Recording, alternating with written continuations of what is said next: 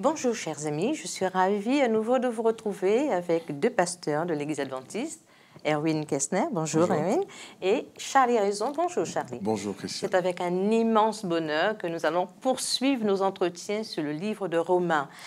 Alors nous allons aborder aujourd'hui Romains le chapitre 9. Alors ce qu'on peut voir lorsqu'on lit l'ensemble des chapitres, on voit de 9 à 11, nous abordons un tournant dans l'épître aux Romains. Et on voit, pour démarrer, Paul qui va épancher son cœur. On a même peine à croire que Paul peut laisser parler ses sentiments de cœur. Mais avant ça, nous allons prier, si vous voulez bien. Erwin, veux-tu prier avec nous? Seigneur, je te remercie parce que nous avons à nouveau l'occasion d'étudier ta parole. Et je t'invite à nous accompagner pour que nous puissions sortir les enseignements qui sont importants pour nous. Amen. Amen. Amen. Alors, je voudrais vous inviter à lire avec moi les 5 premiers versets. On va se le partager en deux. Tu peux peut-être lire les 3 premiers, les deux derniers. Et là, nous allons essayer de comprendre les raisons. D'abord, le sentiment de Paul, il le dit, et les raisons pour lesquelles il a ce type de sentiment. On y va? Je dis la vérité en Christ. Je ne mens point, ma conscience m'en rend témoignage par le Saint-Esprit. J'éprouve une grande tristesse et j'ai dans le cœur un chagrin continuel. Car je voudrais moi-même être anathème et séparé de Christ pour mes frères, mes parents selon la chair.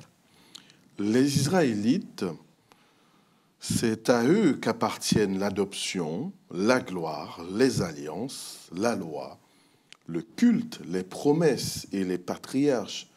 C'est d'eux que le Christ est issu dans son humanité, lui qui est au-dessus de tout, Dieu béni éternellement. Amen. Amen. Est-ce que vous pouvez me parler un petit peu de l'attitude de l'apôtre Paul? On est un peu surpris, n'est-ce pas? Parce qu'on dit toujours l'apôtre Paul, c'est un homme très, très directif, il n'a pas le temps à se laisser aller à des sentiments. Qu'est-ce que vous en pensez? On peut dire que ceux qui pensent là de l'apôtre Paul le méconnaissent beaucoup. Pourquoi? Même si sur le plan de l'observation textuelle, il écrit dans un grec koiné, c'est quand même profondément un juif, un pharisien de surcroît. Donc, il est pétri de cette culture, son cœur va et bat aussi pour Israël. Et bien entendu, lorsqu'il s'adresse aux Romains, ce qui est très bien, si c'était dans la lettre aux Hébreux qu'on avait cet épanchement, on aurait pu se dire c'est un peu normal. Mais là, il s'adresse aux Romains, mais il épanche son cœur pour Israël. Donc cela montre l'attachement de Paul. Et pour moi, ces 5 premiers versets illustrent l'apôtre au cœur de berger. C'est très, très bien, une très bonne explication. Et toi, qu'est-ce que tu en penses? Il ne faut pas oublier que les premiers siècles avaient un grand souci pour marier les Juifs et les païens. Ça veut dire les chrétiens issus des Juifs et les chrétiens issus des païens. Et donc, dans l'épître aux Romains, il parle maintenant des Juifs. Parce que, voilà, ce sont 2 branches qui s'unissent, mais c'est très important pour lui de mettre les choses en clair pour que chacun sache d'où il vient et pourquoi il est ici.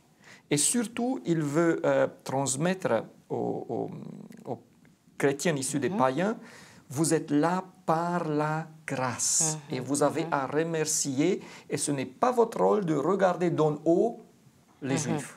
Alors, quelle est sa préoccupation? Enfin, c'est pas sa préoccupation, mais quel est l'élément qui fait qu'il s'épanche comme ça? Il y a un élément. Il y a plusieurs présupposés.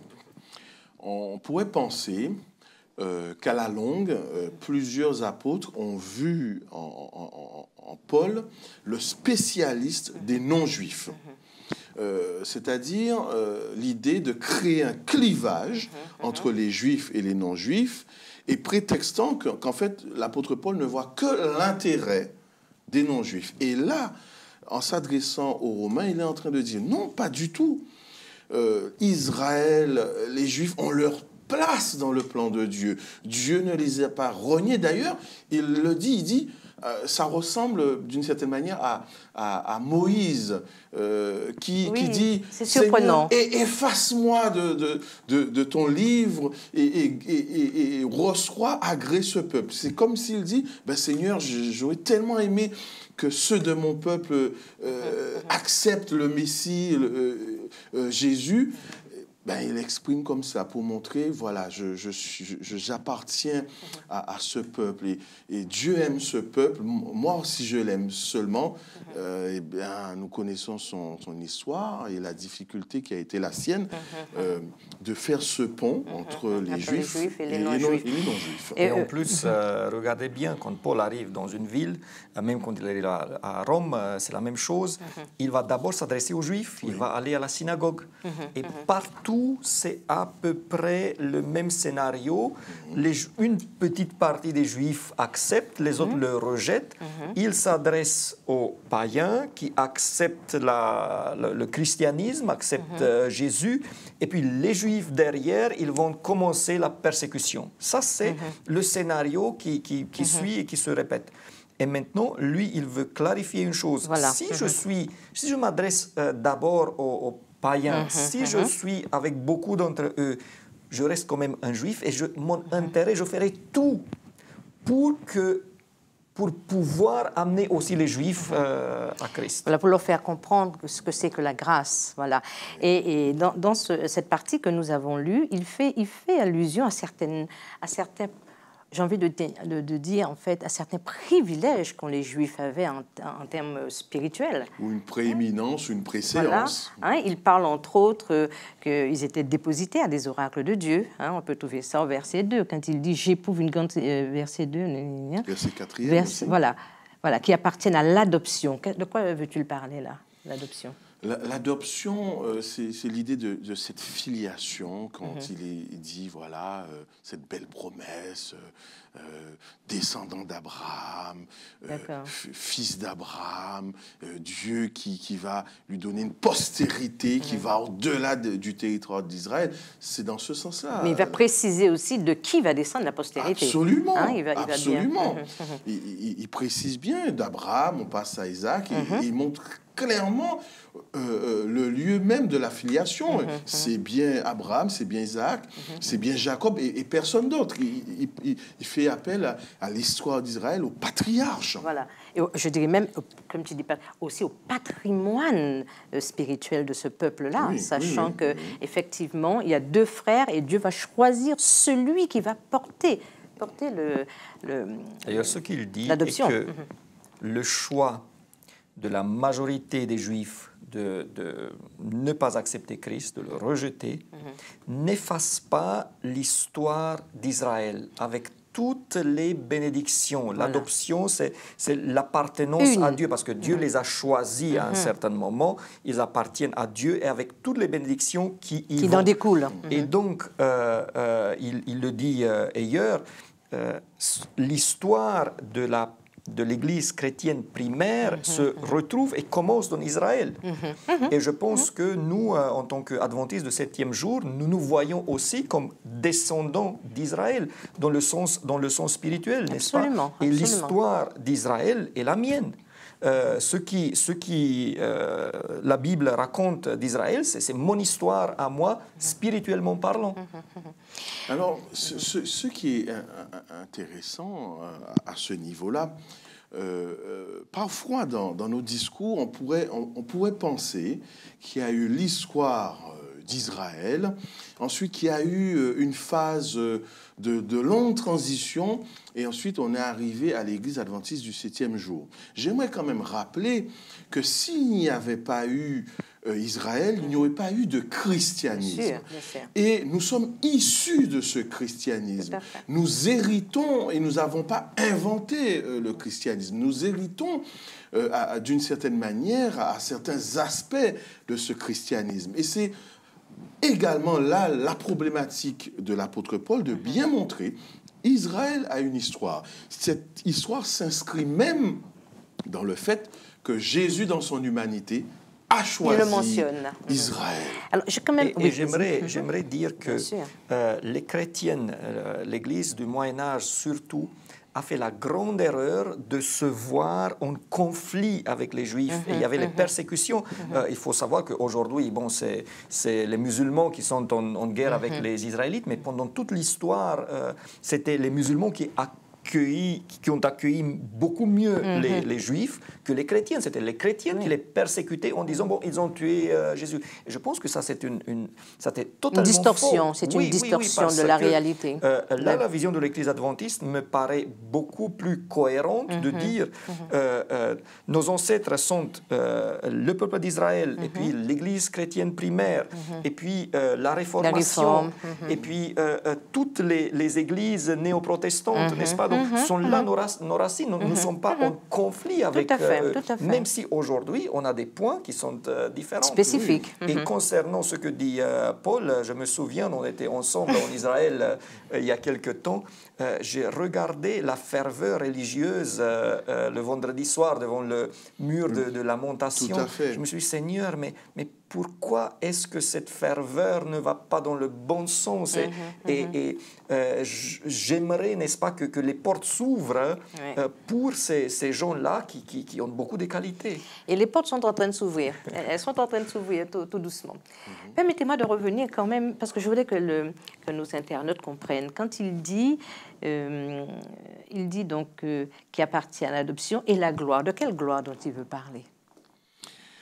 Je dirais que... Excuse-moi, je me suis laissé penser que c'était la gloire du fait que Dieu vivait au milieu de ce peuple. Aussi, mais pas seulement. Pas seulement. On va dire, bien sûr, Paul, c'est un pharisien, donc il fait forcément référence à la Shekinah. Bien sûr. Entendu. D'autant plus qu'il parle du culte, etc. Mais quand il dit la gloire, dans la vision de Paul, c'est cette même gloire qui a pour lui été une théophanie, le jour de la rencontre particulière qu'il fait avec Jésus le Messie. Qui es-tu, Seigneur? Le Dieu d'Israël qui vient à sa rencontre. Donc quand il dit la gloire, il pense à cette Shekinah, mais pour lui, à cette Shekinah incarnée en la personne de Jésus-Christ. D'accord, donc il fait bien le lien ici. Les deux. Et ça représente, tout ça représente le dépôt, je dis le dépôt du peuple. Il est en train de dire que avec tout ce dépôt, je ne comprends pas que vous ne voyez pas la finalité de tout ce dépôt quand il parle des alliances et tout ça. Et si on avait un doute, il me semble que la conclusion du verset 5e, Dieu bénit éternellement. Voilà, absolument. Donc on voit qu'il accepte totalement la mission du Christ. Alors, si vous voulez bien, j'aimerais que nous avancions, que nous allions... C'est la partie la plus compliquée, n'est-ce pas, finalement? Oui. De versets 6 à 18. Alors, on va se partager, si vous voulez, je veux bien lire jusqu'au verset 8. Et puis, alors, ce n'est point à dire que la parole de Dieu soit restée sans effet, car tous ceux qui descendent d'Israël ne sont pas Israël. Alors déjà ça, c'est déjà assez compliqué à expliquer. Et pour être la postérité d'Abraham, ils ne sont pas tous ses enfants. Mais il est dit en Isaac sera nommé pour toi une postérité. C'est-à-dire que ce ne sont pas les enfants de la chair qui sont enfants de Dieu, mais que ce sont les enfants de la promesse qui sont regardés comme la postérité. Alors, voici en effet la parole de la promesse. Je reviendrai à cette même époque et Sarah aura un fils. Et de plus, il en fut ainsi de Rebecca, qui conçut du seul Isaac notre père. Car, quoique les enfants ne fussent pas encore nés et qu'ils n'eussent fait ni bien ni mal, afin que le dessein d'élection de Dieu subsistât, sans dépendre des œuvres et par la seule volonté de celui qui appelle. Est-ce que le verset 12, quelqu'un peut continuer? Et quand il a été dit à Rebecca, l'aîné sera servi au plus jeune. De même, il est écrit, j'ai aimé Jacob et détesté Ésaü. Que dirons-nous donc? Dieu serait-il injuste? Certainement pas. En effet, il dit à Moïse, je ferai grâce à qui je veux faire grâce et j'aurai compassion de qui je veux avoir compassion. Ainsi donc, cela ne dépend ni de la volonté, ni des efforts de l'homme, mais Dieu qui fait grâce. Voilà. On va jusqu'au verset 18 peut-être. Car l'Écriture dit à Pharaon, je t'ai suscité à dessein pour montrer en toi ma puissance et afin que mon nom soit publié par toute la terre. Ainsi, il fait miséricorde à qui il veut et il endurcit qui il veut. Wow. Il y a 3 versets là qui sont corsés. Alors, est-ce qu'on peut parler, si vous voulez bien, donc du verset 8? Alors, ici, nous entrons dans la pensée et dans le projet théologique du théologien, l'apôtre Paul. D'accord. C'est-à-dire que, dans un premier temps, il donne une dimension historique à Israël, et ensuite, il donne une dimension, on peut dire, à la fois prophétique, messianique et missiologique. C'est-à-dire que tous ceux qui sont descendants de la chair ne sont pas forcément Israël. Et là, il donne un sens nouveau à ce qu'est Israël. Israël est beaucoup plus qu'un territoire. Israël est beaucoup plus qu'une terre limitée. Israël pourrait se reconnaître dans Israël tous ceux qui se réclament d'être enfants de la promesse. Vous êtes d'accord que c'est choquant pour un juif Donc, à l'époque? Donc, il explique les choses de telle manière que même quelqu'un qui ne veut pas comprendre, il devrait le faire. Ce qu'il dit est, vous dites, vous êtes des enfants d'Abraham. Mais regardez bien, Abraham avait déjà plusieurs enfants, pas un seul. Donc, même les autres descendants d'Abraham, ils peuvent dire, nous venons d'Abraham, n'est-ce pas? C'est ce que les Arabes, par exemple, disent aussi. 2, Isaac aussi avait 2 enfants, n'est-ce pas? Pas seulement Jacob, mais aussi Ésaü. Donc déjà, il montre clairement cette descendance physique n'est pas tout. Voilà. Maintenant, ce qui est choquant, quand il dit qu'il a aimé Jacob et qu'il a haï Ésaü. C'est choquant d'entendre cela. Après, il est choquant aussi quand il dit qu'il fait miséricorde à qui il veut et il endurcit qui il veut. Mais là, il faut bien comprendre qu'il ne s'agit pas du salut. Ça, c'est important de le comprendre. Voilà, oui. Parce que on peut partir, et par exemple Calvin à partir de ces passages-là, ces chapitres-là, est arrivé à conclusionner qu'il existe la double prédestination. Alors, il faut comprendre, la Bible dit clairement, tout le monde a été prédestiné pour le salut. Absolument. Tous ceux qui croient en lui, afin qu'ils ne périssent point. Mais ici, il s'agit d'un choix pour une certaine mission. Voilà, pour un projet de Dieu. Il y a des missions que Dieu accorde à qui il veut. Absolument. Et même si tout le monde est appelé à être sauvé, tout le monde n'est pas appelé pour les mêmes missions et pour les mêmes postes. Et là, Dieu se garde la possibilité et le choix de le faire selon sa volonté. Voilà, en tant que souverain. Voilà. En plus, c'est lui qui nous a créés, c'est lui qui nous connaît le mieux, c'est lui qui sait qui est le meilleur. Et nous savons aussi que dans ce cadre-là, même quand Dieu choisit, il sait que la personne peut mener bien la mission, la personne peut échouer de son choix. On parle de Saül, n'est-ce pas, le roi Saül, c'est Dieu qui l'a choisi. Et finalement, les Israélites, c'est Dieu qui les a choisis, et ils ont échoué d'une certaine manière. Donc voilà, c'est le choix de Dieu qui il appelle pour des missions. Je te donne la parole, donc il est très important de préciser ça. Donc, et ce qui explique le verset 14, que dirions-nous donc, y a-t-il en Dieu de l'injustice? Loin de là. Effectivement, il ne faut pas comprendre ici que Dieu choisit certains pour le salut. Non, il faut comprendre que Dieu choisit certaines personnes pour les missions. Donc c'est ça la différence, ce qui est très important que nos internautes, que vous fassiez donc la différence. Non seulement Dieu va choisir une mission, mais il me semble que l'apôtre Paul est en train aussi d'écrire pour le 21e siècle. Je m'explique. C'est que très souvent, nous avons procédé comme des multinationales en faisant une forme de standardisation de la mission. Or, ce qu'il est en train de dire ici, la mission ne peut pas être standardisée, que Dieu est à la base de toutes les missions et Dieu choisit des outils précis pour toucher une certaine catégorie de personnes.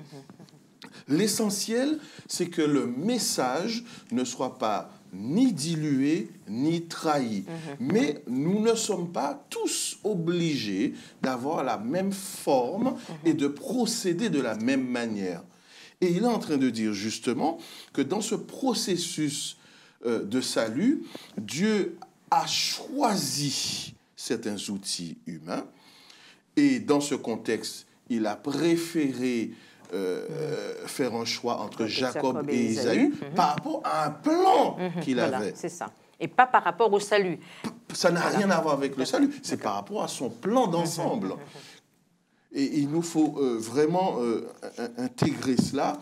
Et dans le discours de Paul, il est en train justement de dire, de la même manière que Dieu peut s'autoriser un choix par rapport à un processus pour toucher de nouvelles personnes, eh bien, Dieu a fait un choix pour que certains puissent toucher des non-juifs, d'autres des juifs, sans pour autant opposer le juif et le non-juif, parce que les deux... Ils ont des missions totalement différentes. Et les deux sont candidats au salut. Alors, j'aimerais quand même lire le verset 21. Bien sûr, justement, j'allais proposer. Le potier n'est pas-il maître de l'argile pour faire avec la même masse un vase d'honneur et un vase d'un usage vil?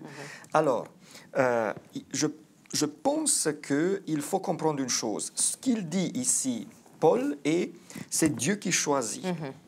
Et il ne faut pas comprendre, donc, dans le sens où la mission, c'est moi qui donne. Mais il n'y a pas de mission d'un usage vil dans le plan de Dieu. Ça veut dire n'importe quelle mission il te donne. Et en plus de cela, je vais ajouter que s'il choisit des personnes pour certaines missions, chacune des personnes, chacun des chrétiens a des dons et Dieu l'appelle pour des missions. Donc, tout le monde est appelé au salut. Et tout le monde est appelé à agir dans l'œuvre de Dieu. Mais chacun a des dons différents, chacun est appelé... Donc, des missions différentes. Avec des missions différentes. Mais il n'y a pas de mission déshonorante pour Dieu. Donc, c'est un certain langage qui dit, bon, voilà, Dieu peut choisir, et c'est nous les humains qui ont l'impression que, voilà, si je suis appelé à servir, c'est pas très honorant, n'est-ce pas? Alors que dans la vision de Jésus, oui, il est serviteur. Servir, c'est quelque chose de très haut. Donc, il faut comprendre que n'importe quelle personne a sa place et dans le salut et dans le plan de Dieu, et que cette place est une place d'honneur. Même si c'est pour ouvrir la porte, même si c'est pour des petits services, Dieu ne va jamais oublier. Ce qui compte, c'est la manière dont je réponds à l'appel de Dieu. Voilà, tout à fait, tout à fait. Alors, j'espère que nos amis internautes ont saisi bien cette différence. Et j'aimerais, si vous voulez, pour peut-être avancer vers le temps de la fin de notre discussion, qu'on lise quand même le verset 25, si vous voulez bien. Alors, c'est aussi ce qu'il dit dans le livre d'Osée. J'appellerai mon peuple celui qui n'était pas mon peuple et bien-aimé celle qui n'était pas la bien-aimée. On peut continuer verset 26 parce que c'est accroché. Et là où on leur disait vous n'êtes pas mon peuple, ils seront appelés fils du Dieu vivant. Alors comment comprendre ce texte-là aussi qui peut être un petit peu perturbant? Alors, il y a plusieurs niveaux. Il y a un niveau affectif. Dans le livre d'Osée, c'est vrai qu'il y a une métaphore entre la vie du prophète Osée et son épouse. Mais c'est aussi le reflet de la relation entre Dieu et Israël. Quand Dieu va dire, je dirais qu'Israël n'est pas mon peuple, c'est une manière de dire qu'il n'apprécie pas, qu'il a mal au cœur de voir toutes ces infidélités parmi le peuple. Mais en même temps, il y a une dimension missiologique en disant, voilà, ceux qui au départ ne sont pas des enfants de la chair peuvent être les enfants de la promesse. Sous-entendu, je vais multiplier sa descendance comme les étoiles. Pour bien montrer que même s'ils ne sont pas des juifs dans le sens d'une naissance physique, mais ils sont quand même, tout de même, enfants du Seigneur peuple du Seigneur. Donc, en clair, l'apôtre Paul est en train de gommer la différence entre la naissance physique pour ceux qui pensent que seule cette naissance fait d'eux des enfants de la promesse, et ceux qui pensent que être né en Israël n'a pas d'importance. Il est en train de dire ce qui est important, c'est de se reconnaître un en Christ. Je suis totalement d'accord. Et il ne faut pas oublier qu'il ne s'adresse pas aux Juifs, il s'adresse aux Romains. Donc, il leur dit, vous n'étiez pas mon peuple, vous n'étiez pas le peuple de Dieu, mais maintenant vous l'êtes. Et je dirais, nous avons des adventistes qui sont nés dans des familles adventistes et des adventistes qui ont connu la foi. Il n'y a pas de différence en termes de valeur. Oui, tu peux dire, moi je suis né dans une famille adventiste, ça veut dire que j'ai eu la chance de connaître depuis mon enfance, n'est-ce pas, des choses, alors que d'autres doivent les apprendre plus tard, tardivement. Mais dans la valeur, il n'y a pas de différence. Oui. Au moment où on a choisi Jésus, on est son peuple, on est une. Je n'ai pas le droit de regarder ceux qui sont... L'origine de ceux qui rentrent. Mais ce n'est pas la même chose. Si je suis dans une église depuis 10 ans et l'autre, il se fait transférer maintenant, n'est-ce pas? Il n'y a pas de différence de valeur. Celui-là qui est depuis longtemps, il ne peut pas dire, mais moi je suis la tradition. Voilà. Ce qui compte, c'est la relation avec Dieu et la sincérité. Voilà. Et l'acceptation de cette grâce que Jésus nous donne. Je pense qu'il y a ici un message que pour un pays comme la France, il est très important parce que nous sommes issus de beaucoup de nationalités. Nous faisons un melting pot. Et alors que nous sommes un même peuple dans Jésus-Christ. Et ça, il ne faut jamais oublier, n'est-ce pas? Ce n'est pas l'extérieur, ce n'est pas la culture. Mais la tradition. C'est le fait d'avoir accepté Jésus-Christ. Et donc, on est des frères et sœurs et j'espère qu'on sera ensemble dans l'éternité, n'est-ce pas? Donc, voilà, le message, il est très actuel à mon avis.